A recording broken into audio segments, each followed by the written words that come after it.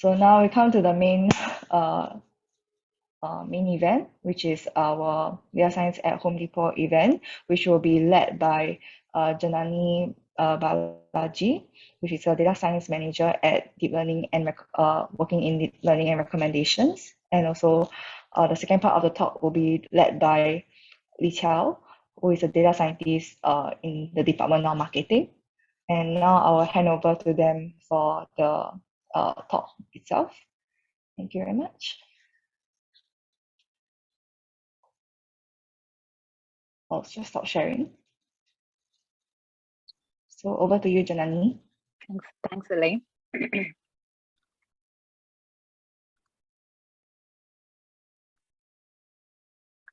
Can you see my screen? Okay. Yes. Hello, everybody.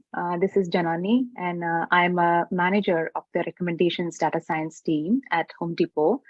And today I'm very excited to talk to you all about what data science means at Home Depot, and specifically for recommendations, what do we do with data science, and what are some of the models that we have built using data science. And about me, I have a PhD in computer science from Georgia State University. And upon completing, I joined Career Builder as a data science intern. And I stayed with Career Builder for 5 years. And for the past 2.5 years, I've been with Home Depot. And most recently, I took up the post of a manager of the Recommendations Data Science team. As far as my research interests, I am interested in graph mining, graph neural networks, natural language processing, distributed computing, and deep learning. Outside of work, I enjoy music. I love to sing, and I like spending time in the outdoors. And I am also an avid book reader, though nowadays I do make do with ebooks, so I hear books rather than read books anymore. I would like to start with a brief introduction about Home Depot to those who are not as familiar. So Home Depot is the world's largest home improvement store. So it satisfies all needs for you related to your home, whether you are building a home from scratch, or you want to paint your living room, or you want to remodel your kitchen. The Home Depot is the one-stop shop to cover all your needs. So we have all the tools, the materials, and also all the accessories that are needed for you to complete the project, as well as all the know-how about how to do the projects available within Home Depot. So apart from groceries, if you have anything for your home needs, then Home Depot is your shop to go. And we have about more than 2,300 stores, Home Depot's retail stores, all across the US, Mexico, and Canada. And as of now, we have more than 500,000 employees within the organization, including the frontline store associates, as well as the backend supporting people like us who do the administrative work at the behind. And if you look at who our customers are, so we cater to different kinds of customers. You can either be pros. Pros are the actual people like contractors or plumbers or electricians who build your house and make a large maintenance work within your house. Or it can also be your regular customers who want to do things by themselves. They may or may not build a big project by themselves, but if they have a need to maybe buy a drill or they need a fresh coat of paint, then we cater to those customers as well. And in this talk, I want to talk about what data science means at Home Depot. And before going there, I like to start with what is data science. So I like this definition of data science, which says data science is the art of using analytical and scientific principles to understand, interpret, and extract meaningful insights from data for strategic and actionable purposes. So I like this definition because it focuses on 3 integral parts of data science, without which you cannot have a successful data science project. The first one is data, the capital, what you have to start with, right? And once you have the data, you need the know-how. What do you do with the data? How do you process the data? How do you extract meaningful insights from it? This is where your analytical and scientific principles come from. So once you have the data and you know how to process it, what do you do with it? Without an actionable purpose to that, your data is useless and your methods are useless. So what purpose are you going to use that data for? That forms the third wheel within data science that completes what data science means to us. So I would like to explain data science at Home Depot from these three different perspectives. The first one is data. So as I mentioned in the earlier slide about Home Depot has a very huge presence both within the US and outside. And we have millions of products that we sell, and we have millions of customers that interact with our stores and online every single day. So we are literally dealing with billions and billions of data and petabytes of data. So we are a very data-rich organization. So there is no doubt about whether we have the data or not. But I wanted to give you an information or a background on what kind of data we possess first. So there are two parts to Home Depot since we are a retail store. So we have the supply part, which is the product inventory. What do we know about the products that we currently have in our stores? How many products do we currently have?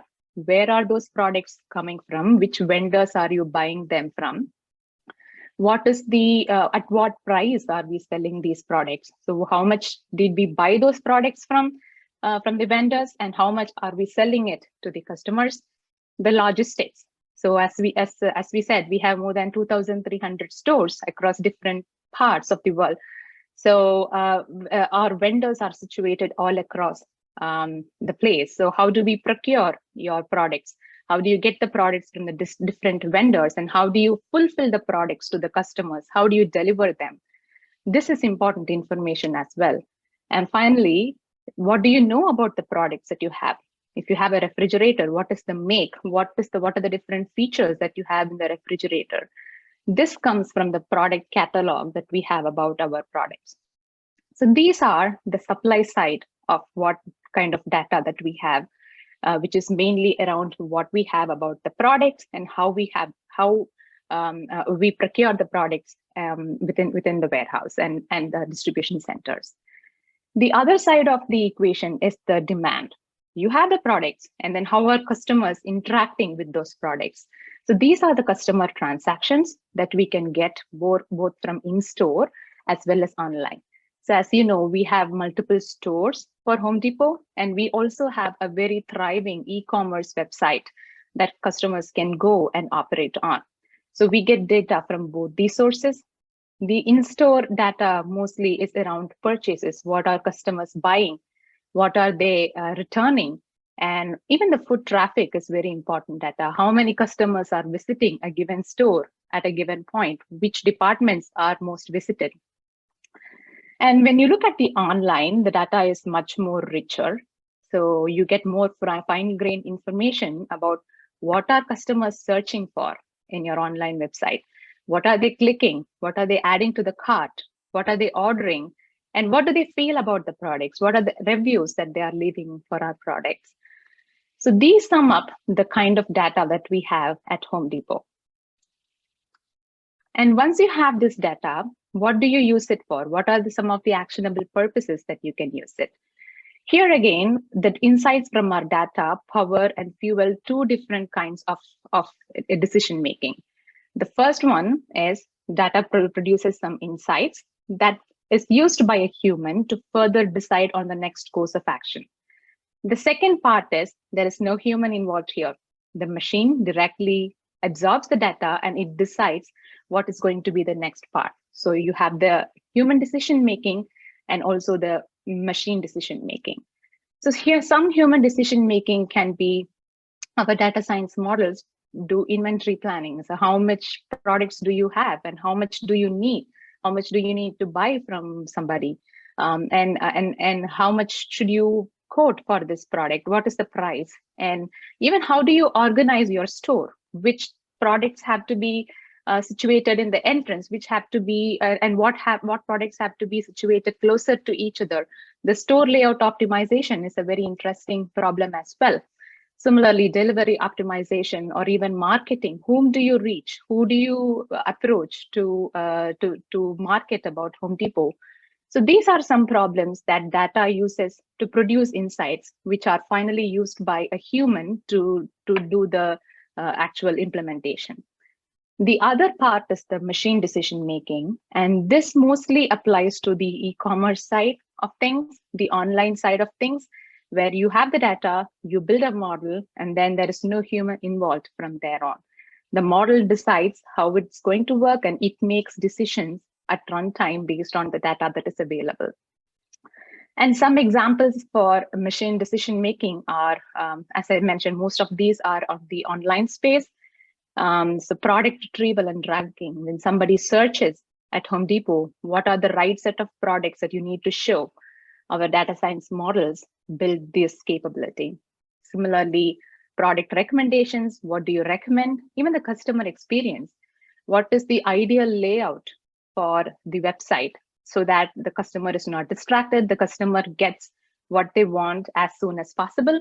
How do you personalize the experience? And product authority, what do you know about your products that you can use that to serve the customer in the best possible way? So these are some of the business insights or business purposes which we use our data for. And how do we do that? So this forms the third wheel, which is the analytical and scientific principles. So technologies used in our data science team range all the way from simple statistical models to the state-of-the-art deep learning and transformer-based architectures. So information retrieval and information extraction are some of the key components in how we understand our products and how do we retrieve the right products for the given search queries. NLP2 forms the core of our domain because especially on the online space, if you have products, you have a lot of textual data associated with these products. So understanding that textual data gives us insights about what this product means and how it can best serve the customer's interests at a given time. And then deep learning, some of our very successful models have been built around deep learning, and I will briefly cover one model in the later slide. And we have models that use computer vision, reinforcement learning. Reinforcement learning is where you dynamically adjust to how users modify their actions in real time. Forecasting, what is the ideal demand that you need to maintain? What is the ideal price that you need to maintain? Customer segmentation, and these are some of the analytical principles or the scientific principles that we use at Home Depot towards data science. And now coming to the recommendations team. So I belong to the recommendations team, so wanted to give you a brief overview of what we do here. So we consider recommendations as the online equivalent of a digital store assistant. So rather than just providing product recommendations, our mission is to help and assist the customer in every step of their journey so that they make a successful or they have a successful shopping experience. So some of the things that we do at the recommendations team are product recommendations. Obviously, the product recommendations can be either complementary or alternatives. Complementary means if somebody is buying a grill, what all do you need? Do you need a grill cover? Do you need a grill accessory? So these are things that go along with the actual product that they are looking at. So we have containers that provide complementary recommendations, and similarly alternates. So if you're looking at a grill, what are the other different grills that you have as choices that you can explore? What are the different features and how can you compare and contrast between these different features? So that is the alternate container. We also have service recommendations where we provide tool rentals and installation services when necessary. When somebody is searching for a water heater, Home Depot also has a dedicated service squad which provides installation services. So we are also able to recommend to somebody if they need an installation service. And project shopping. So since Home Depot is more geared towards DIYers, do-it-yourselves who want to do projects by themselves, we also have a host of solutions that help them complete their project. And this can come in the form of the know-how, educating the users on how to complete the project. So this we have a set of resources like project guides, which gives you step-by-step directions on completing projects. And we also provide shopping lists based on what project they are interested in. So if we know that you are doing a kitchen remodel, then we not only give you how to complete the project, but also what are the tools and materials that you need to finish that. And finally, we also have a set of solutions that are aimed towards improving personalization. So instead of all the customers saying the same recommendations, how can you personalize it so that it is more effective? And how do we achieve all this? So these are some of the standard recommendation systems that are in practice within the industry, and the statistical models which are based on popularity, seasonality, recency, market basket analysis, which is where you identify patterns, what kind of products are purchased together. So if we see that people are often buying hammers and nails together, then it makes sense to recommend these two together. Similarly, for power drills and batteries. So what kind of products are people frequently buying together is what market basket analysis is about. And then item-based filtering. So especially if you want to suggest items that are very similar to a product that the customer is interested in, we use similarity-based filtering or item-based filtering, where you have a set of products, you have a set of features, so you find the products that are closest to each other in terms of the features. And the other part is also collaborative filtering, where users are also taken into picture. So you find users that have similar preferences to yourself. So for example, you have user 1 who seems to like product 1, does not like product 2, likes product 3, does not like product 4. Now, if you want to recommend something to user 3, and all you know about the user is he has liked product 1 and he does not like product 2, but you don't know anything about 3 and 4. But using collaborative filtering, you can identify that user 3 seems to have similar preferences to user 1. So he probably would be very happy with P3 and not be happy with P4. So this is just these are just some of the standard recommendation systems that are in use. But our team also does some advanced recommendation systems, and these are more personalized systems.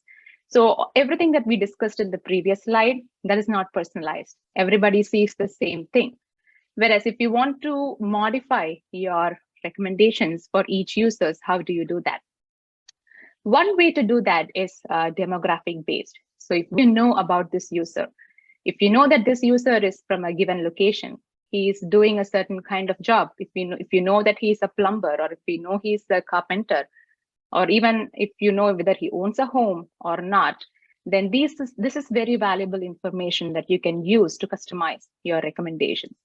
For example, when somebody is searching for a blower, depending on whether they are in Minneapolis or whether they are in Atlanta, they might be wanting a snow blower or a leaf blower. So these personalizations are called segment-based personalizations, where we segment the users into different categories based on what we know about them and then provide recommendations accordingly. And the pinnacle of a recommender system is finally the session-based recommender systems, where now the recommendation is specifically tailored to a specific individual and what they have done within the session. So if we know that based on the sequence of products that the user has seen or bought within a session, can you identify what would be the next product that he is likely going to be interested in? For example, if a user has been looking at faucets, showers, and sinks in a given session, and he's most likely doing a bath remodel, and he might be interested in a bathtub next. So this is a very targeted personalization or hyper personalization, and we use a transformer-based architecture to predict the next item that the user would be interested in. So we feed in the details about the user to a transformer model, which then predicts what would be the next item that the user would most likely be interested. And that is a very brief conclusion or an introduction about what data science does, data science used in Home Depot, and what the recommendation team does. So I covered the different kind of data and the different application areas for what data science is used in within Home Depot.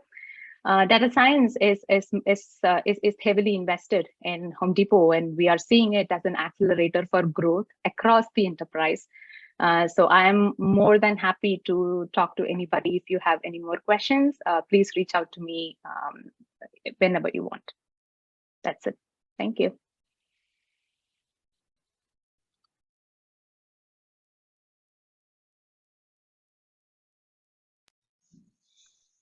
Thanks, Janani. I think now we can pass on to Liqiao.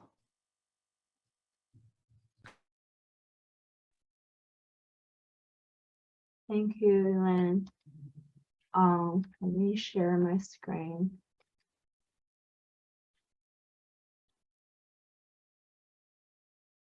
Can you all see my screen? Yeah, all good. Awesome. First of all, hi everyone. Thanks for joining today's session. I'm Liqiao Yan from Home Depot Marketing Data Science team. I have been with Home Depot for 6 years. I firstly joined as a data analyst in supply chain, actually, because I have an engineering background. Without any coding experiences at that time, my first project my manager gave me was a linear optimization model project. So basically, I'm the lead of the project, and without any coding experiences, I learned by myself and also learned from other team members and my mentors in Home Depot. And that's kind of where my modeling started. And 2 years later, I took a shift from my career. I joined marketing in Home Depot, and where I learned all about marketing, especially digital marketing ecosystem.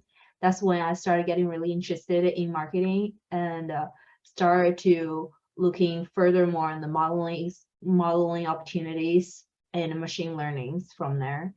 And 2 years ago, finally, I'm a data scientist, and I'm doing more and more confident with my coding experiences and the modeling experiences. I'm really grateful that Home Depot provided me the opportunities and the platform for me to grow my own career, even though I was not in the certain background. And it has been a really amazing and rewarding journey. So right now, as a data scientist in marketing, my main responsibility is to figure out the right audience group to target for various marketing campaigns with one of the most powerful tools, the data. Basically, I dissect, analyze our data and understand it and find the opportunities, and then build machine learning models off of it to answer the business questions from the leadership. So today I will share some of my experiences in marketing predictive modeling and how I use machine learning to help me tackle the business questions in the industry. So first of all, some basics about the predictive model. Predictive modeling basically is a statistical technique using machine learning and data mining to predict and forecast the likelihood of future events. So for example, let's say if you have a company and you want to promote your drywalls, all you need to do is basically feeding the attributes of those drywalls purchasers to your model, and then let the model figure out who would purchase the drywalls and what they all look like, what's the patterns. And then when you give a new set of attributes to the model, and the model will tell you who are more likely to purchase the drywalls than others. And that's how you know who to target, who would be your potential customers. It may sound easy when it's just a few deciding factors, but usually when you make a purchase, it's a very complicated decision.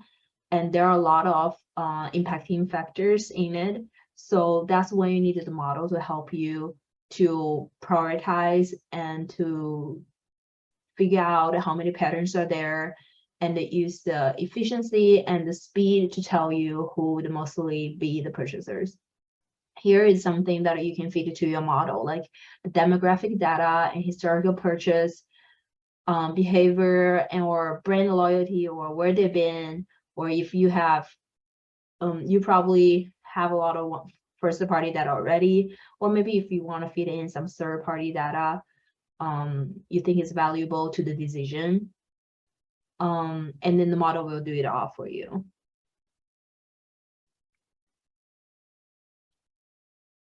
So how to start to build a predictive model?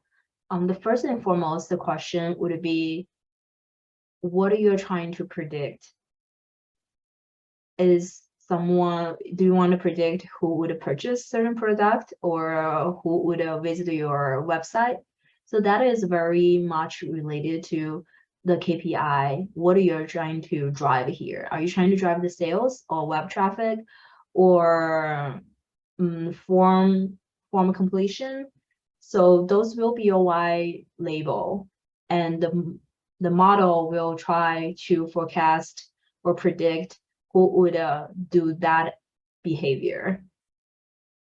And once you figure out what's the objective of your model, and then you decide what the model time frame is, because you probably have years of data, or you don't, or you only have a few months. But what you need to figure out is what, in your scenario, what your product life cycle is, and is there any seasonalities? If there is, you probably, it's 3 months of data probably not enough for you to run your model. It will be very biased, even if you got the results good. You probably need a year longer of training for the model, so it can give you a more like comprehensive answers in the end. And also think about how you want to validate the model, because once you build the model, you need it to be validated to see if it's making the right decision. Although they are faster, but there are a few ways to tell if the model is making a mistake, if you are making a mistake in the building the model. So think about the validation window. Is it making sense to set up a month or 2 months? What's the attribution window will be? How long it usually take the customers to react after they got targeted? If they take them 3 months, then your validation window probably should be longer than 3 months rather than just the 1 month, because then the customers won't be even able to respond to your ad first. So it want to be a reasonable validation window in that case.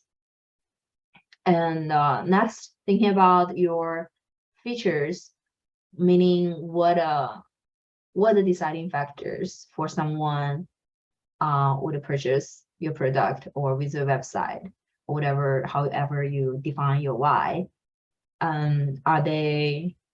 Is the age matter? Is education matter?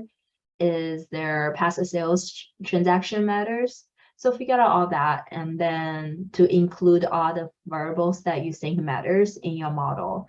And also there are a lot of behavioral factors where you probably need to think about how far back you want to include those features. Like for the passive purchasers, do you want to just put a past 12 months, or you want it to also be able to tell the recency and frequency as well? So in that case, you probably want to include a 1 month, 6 months, 9 months, 12 months.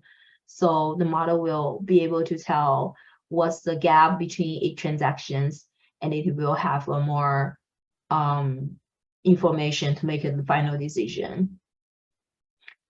And next probably would be the second most time consuming task is the data preparation. But it all depends on what kind of model you're using. If you are building off of a tree model, there are probably less data preparation you need to do. But if it's a regression model, you probably need to take care of a lot of outliers and correlations, missing value, and feature scaling, and so on and so forth. So in the modeling, you need to train and test the model. And then if you want to try different algorithm, you just run the same data set throughout different model algorithms and see which one performs better, which one has a better metrics, and to fit in your business case, and you just select that one and to refine that particular model.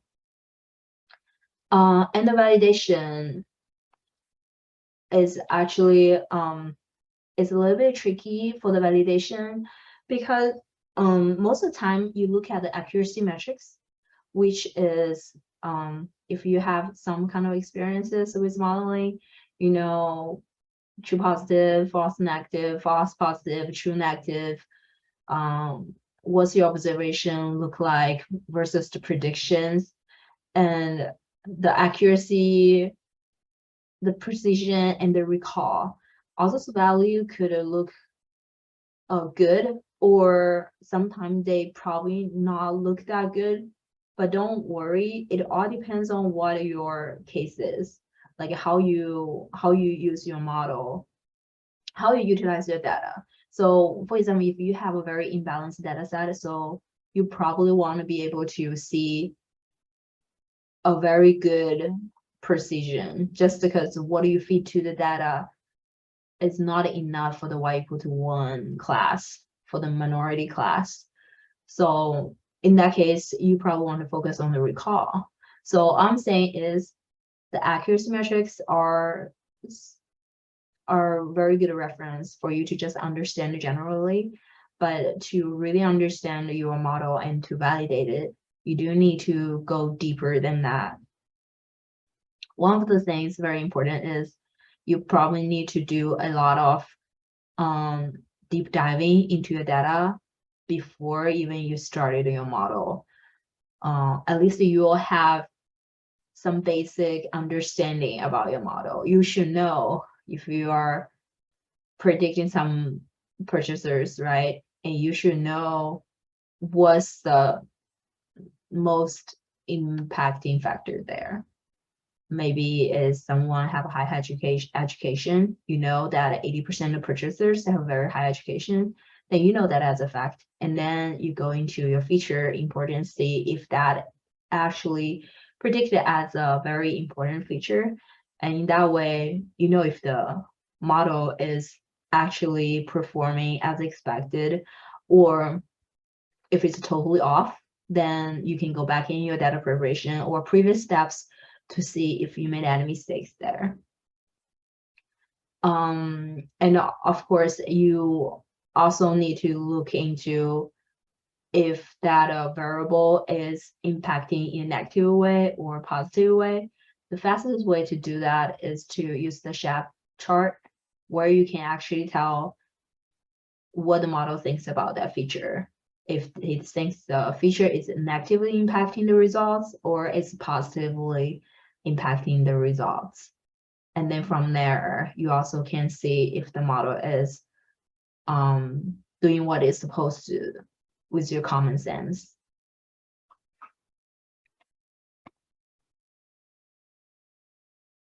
So you will always see a lot of challenges when you build your model. Usually, it's most likely they will be different every time you build a different model. So I'll put a couple examples of my challenges in the past. So the one of the biggest one is the imbalanced data set. So basically what that means is when one class label has a very high number of observations, and others which means the target class has a very low number of observations, then that will lead into the classifier to be, placed towards the prediction.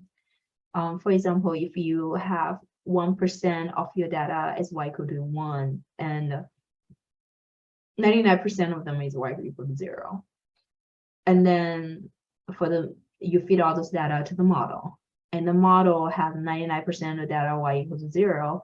So most of the learnings from the model are based off the non-events, the minority class. So when the model learned that the model does not have enough information to learn about the minority class, the y equal to 1. So it will lead to results with a very low accuracy in your prediction, in the model prediction. So, but that's okay, because there are always ways to coping with that. The first thing you can do is to do the undersampling, which means you randomly select the examples from the minority class and delete them, and just make the majority class the same size as the minority class.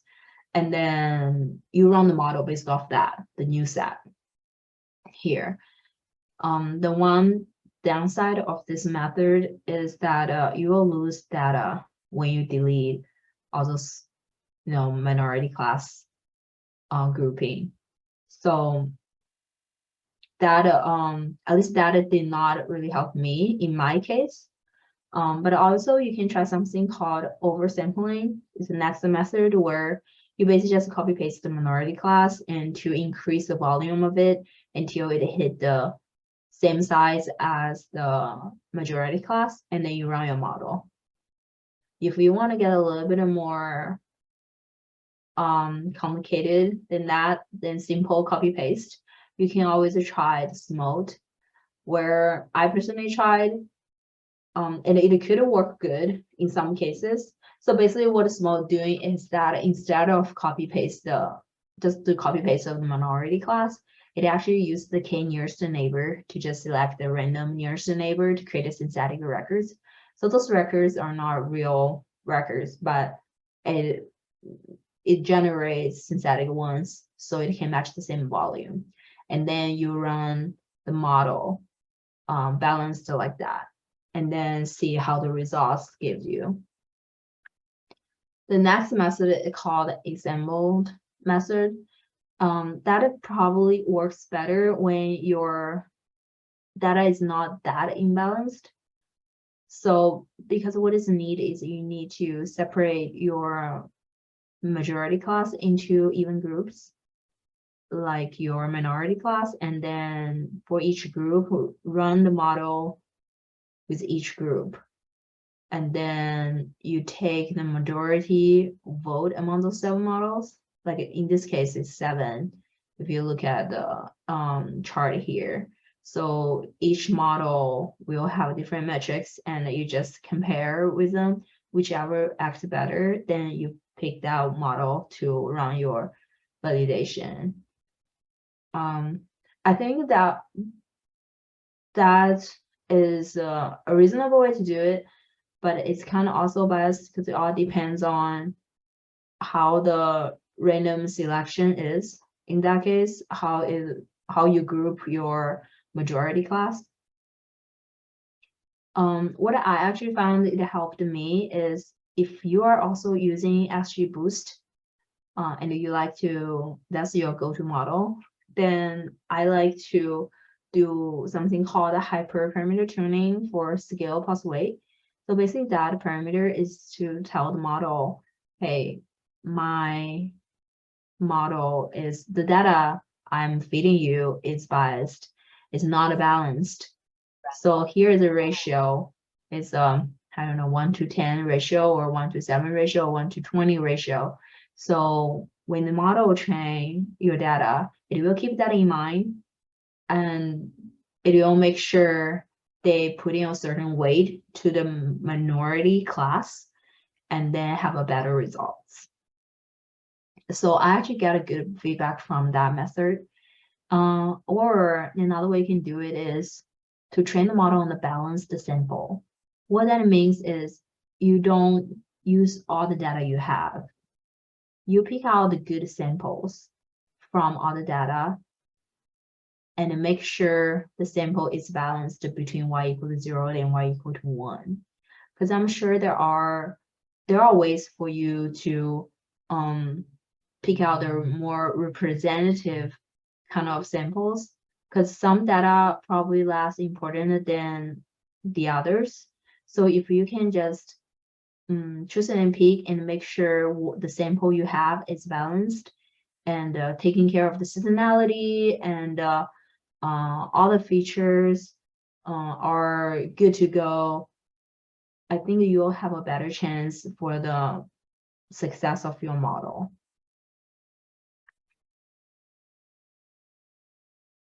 And the next one would be the large data sets. So if you are working in a company like Home Depot, we have a lot of customers, so our data volume is usually huge. So more than likely, a lot of times the model you build are very big, and the data you need to process are very large, at a point where you probably need to think about ways how to process them faster, because you cannot wait for days for your GPU lab to run your model. It's probably gonna crash. So the first thing, probably just upgrade your machine to allocate more memory, able to run faster, and then you just to be able to handle it. So when you train and validate a model, if you're using sampling, you're probably gonna be okay to use just the Panda in Python, and then go through the entire training and testing process. But when you do out-of-time validation, which means you actually need to use all the data, fit into your model, and to see how the model predict the real data in a different time frame, right? So in that case, you usually will have a lot of more like needs for the speed, as well as the volume. What I find is helpful is the PySpark. When you do data preparation for large data set, like, I don't know, hundreds gig, it will go through like in seconds. And it's actually very helpful because it has a lot of functionalities. You can do one-hot encoding and all those functions in there to help you get your data prepared. Unfortunately, it cannot be worked with XGBoost. So I had to use Dask for the training, for the model running part after the data preparation done by the PySpark. So Dask actually is very lightweight and very simple to apply. The only limitation is the data manipulation. So I kind of find it's very awesome to use PySpark to do the data manipulation, and then Dask in the model training.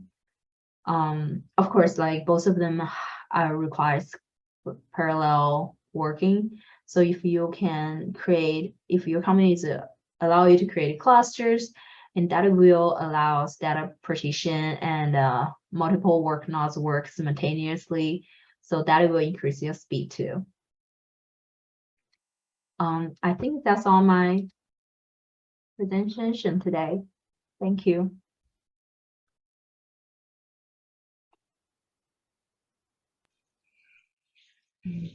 Thank you, Liqiao. And thank you, Janani. Yeah. Thank you all so much for your talks. It has been very interesting, and I hope the audience has learned a lot from it. So now we'll just move on to the Q&A session, as we have about 10 minutes left from our session. So these are some of the questions have been answered in the chat by Janani. Thank you. Okay, so I'll just read aloud the ones that have not been answered yet. So we have one by Angel, who wants to know if we can recommend a source to read on how to address sample data imbalance as you described. Like a source, you said? Yeah, they said they were asking for a source to read on how to address sample data imbalance. Yeah, there are a few links that I can send over. Yeah, okay. And then there is the next question. By Cassandra, she has a couple. So one of it is, would the Home Depot be planning to transition human decision-making purposes, such as marketing outreach or store layout optimization, to be more machine-dependent and have decisions made with a machine instead? Yeah, so great question, Cassandra. At this point, I'm not too much equipped to talk about the other side. I'm more involved on the online side of things, on the machine decision side of things. So, but what I foresee is there is going to be some amount of human interaction or human decision making that is needed, that would be needed for some of these models, because the model can give you an insight and some pattern into what it thinks is the best. But I believe it would be a huge stretch to go completely into an optimized or automated model. Thanks, Janani. Okay, so there's also 2 more questions from Cassandra. Yeah, will you be able to see that? Yes, I can. I can read the question just for everybody. I noticed that computer vision was mentioned under the technologies used under analytical and scientific principles. What problems do you try to solve with computer vision at THD? So that's a great question. So I think not many people know, but Home Depot has a very huge inventory of home decor items. So you can buy things like wall art or even rugs or chandeliers. So you have a lot of home decor items. And some of these are very visually driven, right? So when you want to find, if you're interested, let's say in a painting, but you want to find something that looks similar to the painting. So how do you do that? So a text is not enough for such kind of models. So we use computer vision for finding things that are very similar, visually similar to something that you're looking for. We also have a visual search where you can take a picture of an item and then you can search it in our website. So that's another application. We also do object detection, where we have something called lifestyle images within Home Depot. So which is something like a scene that you take from a magazine. You have a living room, you have a rug, you have a chair, and our object detection models are able to identify each of these different items or objects within the image, and you can directly go and purchase that particular product. So these are some applications for computer vision, but there are just a lot many. I'm more than happy to connect with you offline to discuss more.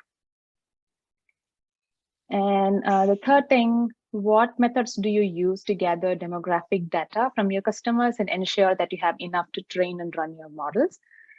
So we have different levels that we have demographic data from. So some of the customers who are registered with us, we already have some information from about them, like where they live, when, and which state they are in, what kind of occupation they do. When they register with us, whatever information that they willingly share with us is something that we have. We also partner with some third-party sources to get some publicly available demographic data that we use to augment what we know about our customers.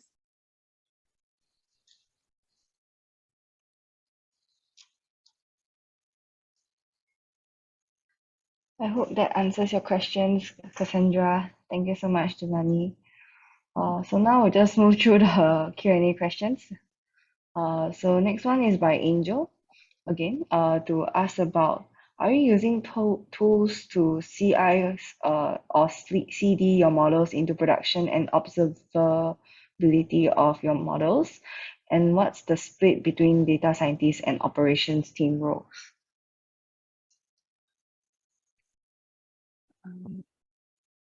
I could talk a little bit about this. So we are investing very heavily into CI/CD and observability. As of now, our foray into these are not complete, but we are investing heavily, and a huge team is focused on improving these aspects. So for now, I believe the split is more on the data scientist side, and the operations side does not lean in heavily at the moment, but it's going to change, where we are working towards a more integrated and interactive model of working between data science and operations.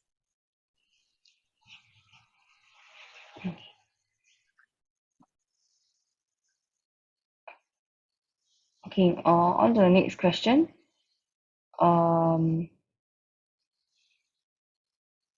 So the next one will be by another attendee on what models and evaluations do you use for item-to-item recommendation system, if you can answer that briefly. Yeah, so we use several techniques. So one technique that we have been using is also NLP based. So when you say item to item, so there are two ways, right? You need to look at what features are important for a particular model and what other for a particular product and what other products share the same kind of features. That is one item similarity. For which we use NLP techniques and even embeddings to determine that similarity. The other way, as I mentioned before, was the visual similarity. So that is also used in item to item. Does the product visually look similar to something that you're looking for? So yeah, so it's a combination. Sometimes it is feature based, sometimes it is embeddings, both the text as well as visual. Thanks, Janani. Okay, so I'm just going to combine the next two questions from Annie and also Tanisha, because they're both asking about resources pertaining to like data analysis to data science and about cloud platforms. And also Annie was asking, how do you suggest students straight out of college can prepare for technical interviews for data science or machine learning positions? Liqiao, do you want to go first? Yeah, I would recommend if you don't have any experiences, probably you should just take some courses online. I think there are a lot of good courses with a very reasonable price for you up there. So at least it gets you started on what the basics are. And also understand that you are on the entry level. So there won't be like too much of like experience expected. So as long as you can get over the coding and answer the behavioral questions good, and also like do a lot of practice on your interview sessions and mock interviews with your friends, I think that will get you in a very good position.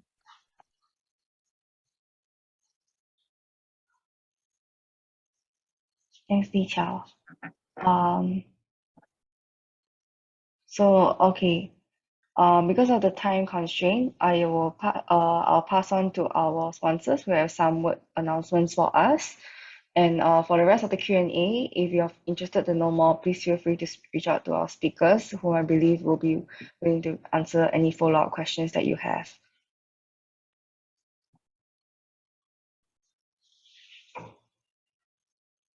I appreciate everybody for listening through our talk. Please feel to reach out to me through LinkedIn if you would like to connect.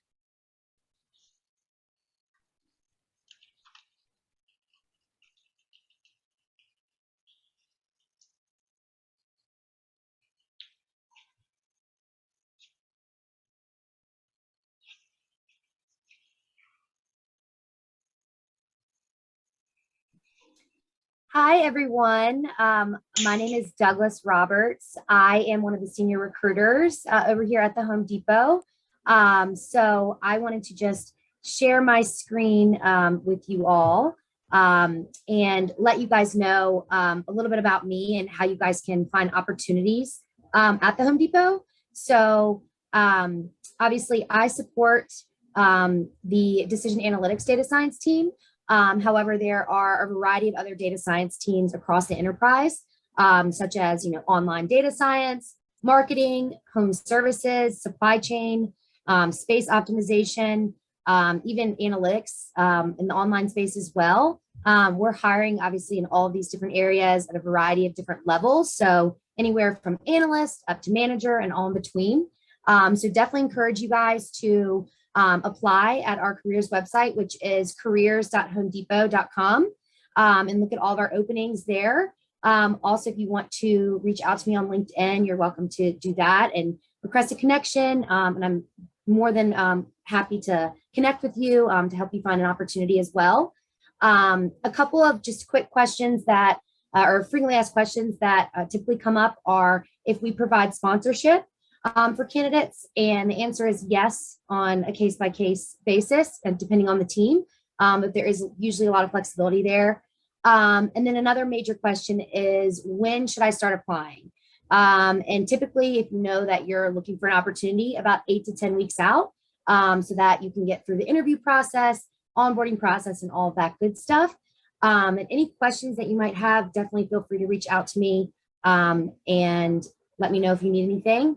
But definitely encourage you to reach out. Again, our careers website is careers.homedepot.com. So that's where you'll find all of our job openings at the Home Depot that are open right now.